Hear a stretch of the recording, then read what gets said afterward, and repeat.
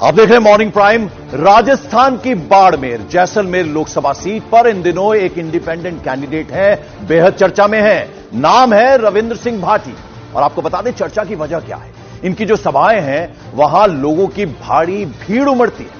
पिछले साल राजस्थान की शिव सीट से ये इंडिपेंडेंट कैंडिडेट के तौर पर चुनाव जीते थे और अब वो बाड़मेर जैसलमेर लोकसभा सीट पर निर्दलीय यानी फिर से इंडिपेंडेंट उम्मीदवार के तौर पर ताल ठोक रहे हैं। और आपको बता दें कि प्रधानमंत्री आज बाड़मेर में हैं और यहां स्टूडियो में रविंद्र सिंह भाटी मेरे साथ मौजूद हैं। बहुत बहुत स्वागत आपका रविंद्र सिंह भाटी। बहुत बहुत धन्यवाद। तो जरा ये बताइए कि अकेले चलूंगा, इंडिपेंडेंट कैंडिडेट पहले आप थे, आपने विधानसभा का चुनाव लड़ा और अब एक बार फिर से आप चुनावी मैदान में अकेला चलने की आदत क्यों है? मैं आपको बताना चाहूंगा कि रविंद्र अकेला नहीं है। रविंद्र के साथ 36 कौम के वो लोग हैं, बाड़मेर जैसलमेर और बालोतरा की जनता है जिसके भरोसे पे मैं विधानसभा तक पहुंचा और मुझे पूरा विश्वास है ये तमाम लोग मुझ पर विश्वास जताएंगे और आने वाले चुनाव में ऐतिहासिक वोटों के साथ जिताएंगे। रविंद्र सिंह भाटी, मैं आपके बारे में पढ़ रहा था, एबीवीपी चुनाव लड़ना चाहते थे लेकिन आपको टिकट नहीं मिला, फिर आपने बीजेपी से टिकट मांगा एमएलए का, वो नहीं मिला। क्या कारण था? जब इतने लोग आपके साथ थे, स्टूडेंट टाइम से ही आप पॉलिटिक्स कर रहे हैं, तो ऐसा क्या रीजन? राजनीतिक जीवन में कई सारे उतार चढ़ाव आते हैं, पर टिकट नहीं मिल पाया, वो एक अलग बात रही। मैं धन्यवाद देना चाहूंगा उन तमाम लोगों को जिनकी वजह से मुझे नहीं मिल पाया, उनकी वजह से मैं निर्दलीय जीत पाया। मैं धन्यवाद देता हूं और साथ ही साथ में जनता का साथ और सहयोग हमेशा मेरे साथ में रहा। मैं उस जनता का हमेशा आभारी हूं। अच्छा, जरा ये बताइए कि हमने सुना है नाक में दम कर रखा है, बीजेपी के भी, कांग्रेस के भी, और यहां तक कि भजनलाल शर्मा जो हैं खुद डिप्टी सीएम और आज तो प्रधानमंत्री भी बाड़मेर पहुंच रहे हैं। ऐसा क्या कर रहे हैं आप? सब मैं सबका स्वागत करता हूं बाड़मेर की उस धन्य धरा पे, थार की धरती पे, पर मैं मेरा काम कर रहा हूं। जनता के बीच में रह के मुझे जो काम करने हैं मैं वो काम कर रहा हूं। बाकी सब लोग अपने अपने काम कर रहे हैं, सबको शुभकामनाएं देता हूं। अच्छा, जरा ये बताइए, एक मास्टर स्ट्रोक के बारे में आपकी बात हो रही है कि कॉन्स्टिट्यूएंसी छोड़कर आप गुजरात और महाराष्ट्र का दौरा करके लौटे हैं, उसके वो मास्टर स्ट्रोक जो है जिसके बारे में चर्चा हो रही है, जरा वो हमारे दर्शकों को बताएं। मैं आपको बताना चाहूंगा कि मैं बेसिकली मारवाड़ क्षेत्र से आता हूं, जहां के मारवाड़ी देश के अलग अलग कोने में अपने व्यापार कर रहे हैं।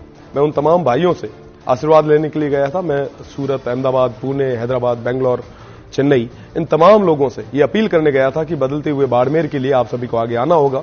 आगामी लोकसभा चुनाव में मुझे आशीर्वाद देने के लिए आना होगा और उन्होंने विश्वास जताया, विश्वास दिलाया कि हम आने वाले समय में आपके साथ पूरे तरीके से लगेंगे और आप पे आशीर्वाद। भाटी साहब, जरा बताइए, आपके यहाँ के एक एमपी हैं, वो तो बड़ी बात कह रहे हैं, वो कह रहे हैं हमारा लड़का बिगड़ गया है, वापस आएगा, कहीं ना कहीं उन्हें उम्मीद है। जरा उनका नाम भी बता दीजिए और वो कौन है जो आपके बारे में ऐसा क्लेम कर? देखिए, वो बड़े लोग हैं, मैं कुछ नहीं कह सकता। मैं उम्र में काफी छोटा हूं, मेरी जितनी उम्र ही नहीं है, उनसे ज्यादा तो उनको पॉलिटिकल एक्सपीरियंस है, तो वो जो कहे, उनको ठीक लगे वो करें।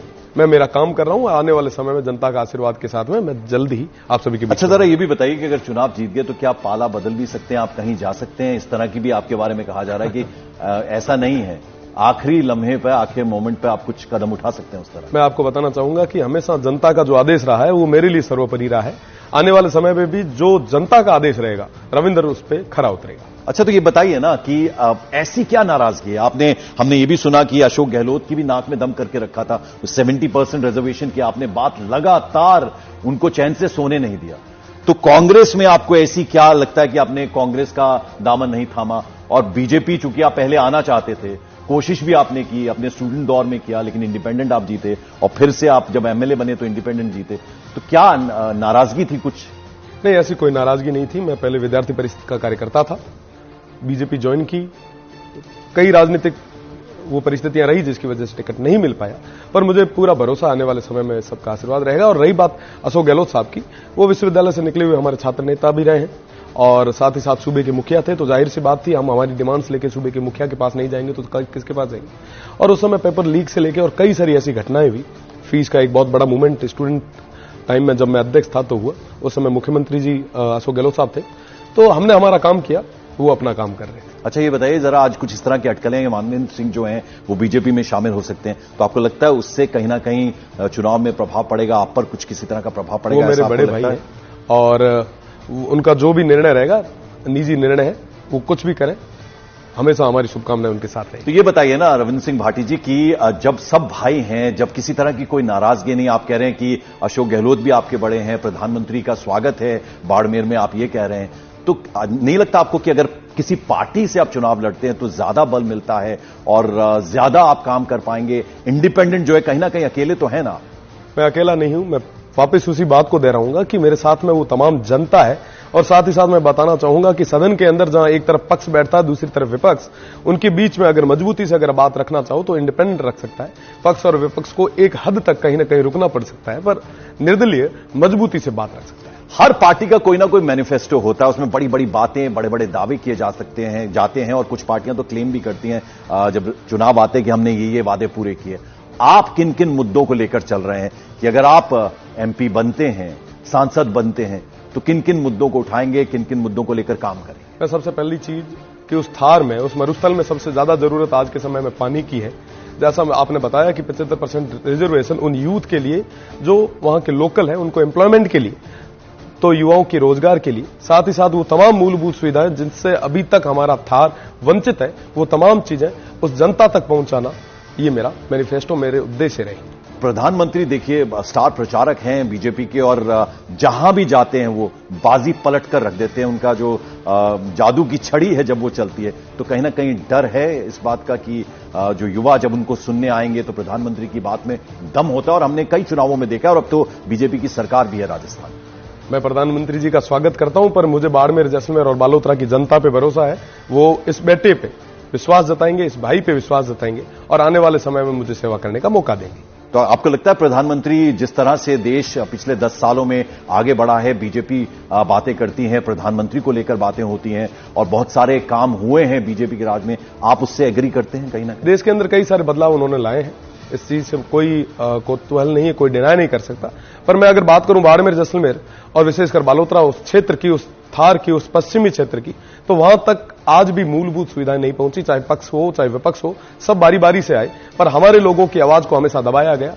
उन लोगों की आवाज को मजबूती से देश की सबसे बड़ी पंचायत में रखने के लिए इनका छोटा भाई आगे आएगा। तो रविंद्र सिंह भाटी से जब हम पूछें कि रविंद्र सिंह भाटी की सबसे बड़ी ताकत, स्ट्रेंथ क्या है, तो वो अपने बारे में क्या कहेंगे? क्योंकि अब आपको युवा सुन रहा है न्यूज 18 के जरिए। बिल्कुल, ये 36 कौम के लोग जिनका साथ सहयोग मेरे साथ में, जिनका एक विश्वास मेरे साथ में, और हर संभव मैं कोशिश करता हूं कि इनके विश्वास पे पूरी तरीके से खरा उतर सकूं, उस वंचित और शोषित की आवाज को मजबूती से रख सकूं जो आज तक जिसकी आवाज को सुना नहीं गया, हमेशा दबाया गया। अच्छा, फिर मैंने शुरुआत में आपसे पूछा था रविंद्र जी कि आप इंडिपेंडेंट लड़ रहे हैं, बाड़मेर जैसलमेर आपकी सीट है, लेकिन दौरा करके आए आप गुजरात का, महाराष्ट्र का, वहां एनआरआई से जो हैं उनसे भी आपने मुलाकात की। इसकी वजह क्या है? यहां क्या हम इससे सेंस करें? जी, मैं आपको बताना चाहूंगा कि मैं मारवाड़ क्षेत्र से आता हूं और मेरे तमाम जो व्यापारी भाई हैं जो देश के अलग अलग कोनों में, उन सभी से मिलने गया था, आशीर्वाद लेने गया था, और जिस संख्या में वो आए और उन्होंने आशीर्वाद दिया, मैं आपको विश्वास के साथ कह सकता हूं ये तमाम भाई आने वाले 26 तारीख को मारवाड़ आके, अपने गांव आके एक इस बदलाव के लिए वोट जरूर करेंगे, मुझे आशीर्वाद जरूर देंगे। अच्छा, चलिए आखिर में हमारी तरफ से शुभकामनाएं आपको। आप चुनाव लड़ने जा रहे हैं और युवा कंधों पर इतनी बड़ी जिम्मेदारी आपने उठाई है, लेकिन 4 जून को जब नतीजे आएंगे तो बाड़मेर जैसलमेर की जनता का फैसला क्या होगा, आपको क्या लगता है? मुझे पूरा भरोसा है बाड़मेर, जैसलमेर और बालोतरा की जनता मुझ पे विश्वास जताएगी, अपने बेटे, अपने भाई रविंद्र को सेवा करने का एक मौका जरूर देगी, और आने वाले 5 साल बाद की स्थिति में आपको आज भी बता दूं कि हम एक लिस्ट लेके बैठेंगे, मैं बताऊंगा कि साहब ये स्थितियां थी और वर्तमान समय में मैंने ये काम करवाए। चलिए रविंद्र सिंह भाटी, हमारी तमाम शुभकामनाएं आपको, और न्यूज 18 इंडिया मॉर्निंग प्राइम में आप हमारे मेहमान बनकर आए, बहुत बहुत शुभकामनाएं और बहुत बहुत शुक्रिया यहाँ आने के लिए।